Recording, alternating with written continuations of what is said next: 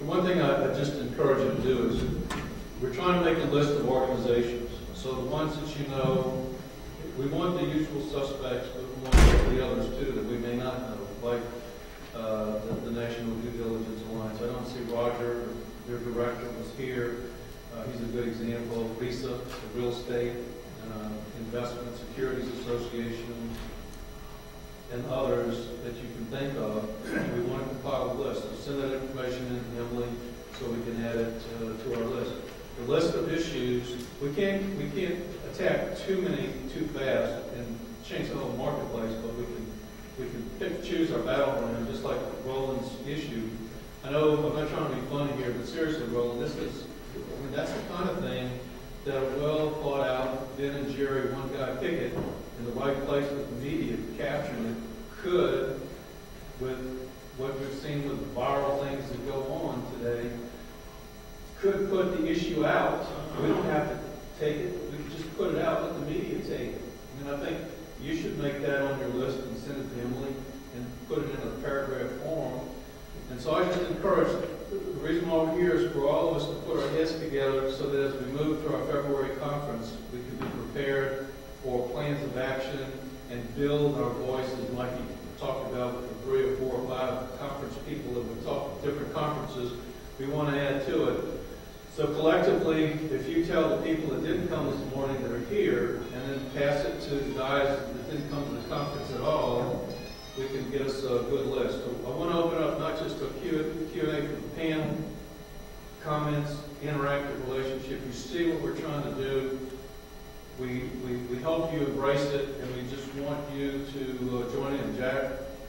Let me restate your question, make sure I heard it. Jack, I think what you were asking was, are there specific things within the bill that we ought to hone in on and focus our attention to try to influence rather than attacking the bill in general, so we can have more effect on perhaps moving the discussion and the ultimate regulations that result into an area that makes more sense? Is that fair? Yes, sir. Okay. Thank you. I think there are a lot of places. I think that Mike's Big 3 yesterday were a place to start. I mean, there are places that affect our members more, like, for example, the issue of fiduciary duty and how that's going to be defined. What an accredited investor is going to have a material impact on small capital formation for a lot of the members and how they approach that. Those are the 2 that come to mind. I'm less concerned as to whether or not FINRA thinks of itself as an SRO or a regulatory agency. The fact is, it's no longer a regulatory agency. It might talk about that self when it's convenient, but even if you go to FINRA's website and you pull down the Get to Know Us brochure, you will not find anywhere in the 12 pages that talks about FINRA the words self-regulatory organization. What you'll find out is that they view themselves as the financial industry regulatory authority, and it's all about protecting investors. It has nothing to do with the quote-unquote members. I don't think we need to spend a lot of time talking about this. It's done. I think what we need to do is focus on things that have a material impact on what we do every day to make money. For accredited investors, how much can we charge, what the fiduciary duties are, because those are the things that come back. Thank you. That's what I'm looking for. Thank you. Jack, these specific slides are the ones that that we're looking at attacking. It's a little longer than the 3 critical few, but they're basically these are the items. And Mike said he would make these slides available so anybody that wants them can have them. I have the mic. Anybody else want to say anything? Have some questions? They can hear me. Michael, you made a profound statement when you said, because I hear this a lot. I remember the old days, A.G. Becker, Solomon, the old days, $2 to $3 million offerings were the way to go. You did 5 of those rather than one $10 million deal. And you made the statement today that it costs just as much money for the investment banking house to raise $10 million as it does $2 to $3 million. I said the fixed and semi-fixed costs are Right. the same. And so, and I believe that. Then when you start talking to some broker-dealers, could you expound somewhat on the costs involved on the broker-dealer side in doing a raise, to try to give everyone an idea of why these costs are increasing? Because you see a deal a guy charges 10 and 3, 10% commission, 3% on canvas. Is that 3% enough to cover the broker-dealer's due diligence expenses, the legal expenses? And then they charge a fee up front. And the reason I'm asking this is because that's what issuers want to know. They want to know why we're going to charge 10%, let's say, on a private placement. We're going to charge 3% on accountants. We're going to charge warrants. Then we have this advisory fee. Then we have this upfront fee. So I think it's good to clear the air about that, so we can understand what costs are actually involved, so a better explanation can be given to the issuers, and not just the guy trying to be big. I wish I had my computer here because I actually have that breakdown on an Excel chart on a typical private placement rate D deal that's from retail or an exempt offering private placement to the institutional market, and then again a typical offering for a registered offering, be it a best efforts registered offering or firm commitment. I've actually gone ahead with other member organizations and other broker-dealers and made up such a list that when people ask us, well, what is the cost going to be? I can just email them a list and say, give or take 5%, this is what your costs are going to be. And I'll be happy to provide that to anybody who wants it. Just give me your card and I'll email that list to you. But in general, to answer what I think you're asking, is to just, you want me to just take a minute and go over some of the line items in that list? Well, I know some. I mean, it's just, I think what I'm trying to ask is there has to be somewhat of a universal explanation to the street, the issuing population, of what's involved in raising money. You hear so many complicated deals out there as far as compensation. Sure. Sure. I think that for time purposes of what's been allocated to us this morning, it's going to be something that you should give to him and work on, maybe a committee or within the board, and then come back in February and share that information with us. Other people that are in the audience that want to make a comment or participate, have an idea, want to share something? Michael, one I guess follow on to what Jack was saying is I think Jim was saying, I think he raises in a tangential point. We need to be able to have this dialogue with elected officials, with regulators, and candidly in a way that the press can pick it up. That's in plain English. The vast majority of the public has an image of brokers that is 5 Goldman Sachs brokers sitting in front of a Senate panel being unable to articulate whether they had a fiduciary duty in the course of the oil earnings. Forget about the technical nuances of what they did and didn't have. It just doesn't look good. The rank and file person in America, the press, and most of your politicians, they can't understand the nuances. This conversation has to be brought down to the basics for them. It has to be brought down to the basics in a way that hits their agenda. Their agenda is jobs. How do they create jobs? Because that's the economy for them. So you've got to be able to communicate why small business capital formation creates jobs. Thank you, Frank. I guess I got a quick question. Said on the agenda here, we're talking about surprise audits coming and what to be looking for. Can you guys address that a little bit? I can give you a little insight. I spoke at a conference in New York a few months ago, and I had the opportunity to watch someone from the SEC enforcement do a presentation. And after the presentation, I had a chance to visit with them.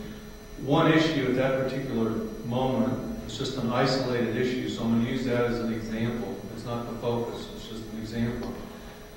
The question came up about the membership agreement for a firm and whether or not they could engage in the selling of life settlements without having it specifically included in their membership agreement.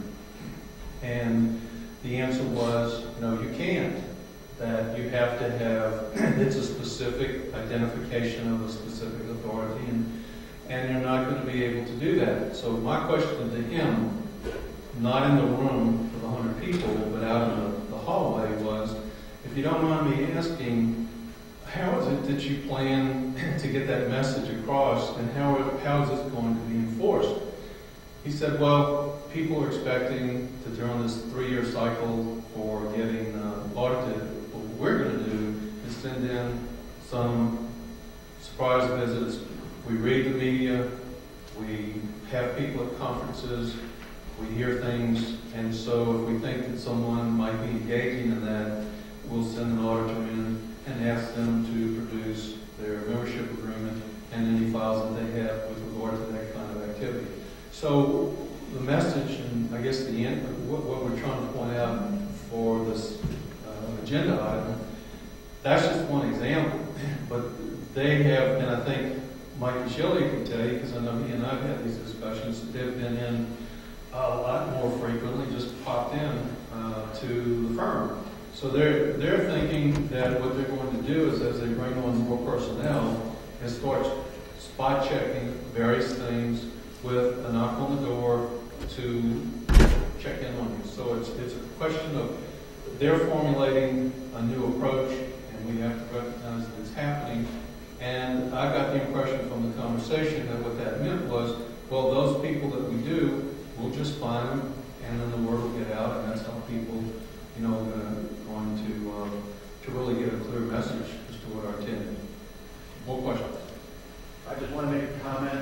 Guys, I want to thank you on behalf of the board, the directors, Mike, did a great job putting this together. I think everybody in here got a lot out of this. We should do this more in every other conference, but guys like you make this work, so thank you so much to you guys. Thank you. That's where we go. February's just around the corner. We have the holidays in front of us. So please keep all this in mind. Get your pens and papers out. Get your computers out. Make some notes. Shoot them in endless so we can compile them.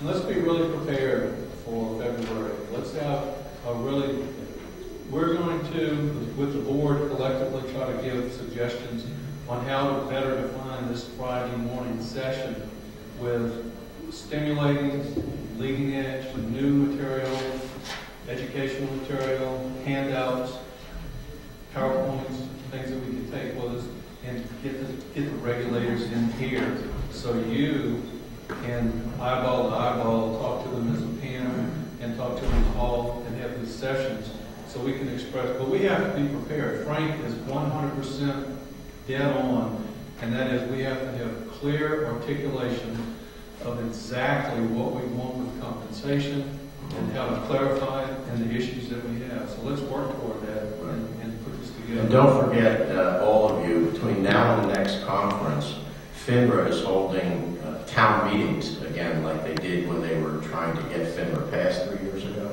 Well, they're holding those town meetings now in all of your districts. So just go on the FINRA site, see when the town meeting is. Many of you probably have already been invited to them, but I would hardly recommend that you go to those. They're breakfast formats.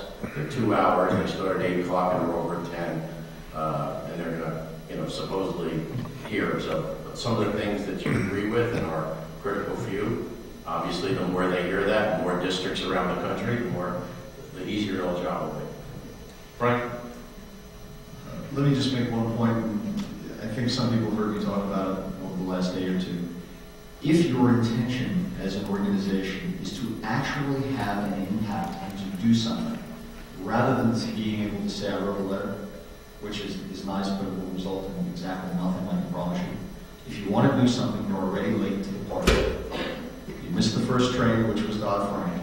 The second train is the regulator. Just like you wouldn't want an unlicensed person advising somebody on how to raise capital, you can't part-time try to marshal a PR and basically lobbying campaign, which would make a difference. If the organization and its members want to be heard, if they want to be influential, they need to make an investment and they need to do it professionally, just like you would approach a capital raise. Going to those town meetings is a great idea and it's a first step, but it's far more effective if you have a unified message and you have people who are out there pushing a particular agenda in a unified fashion. You're late.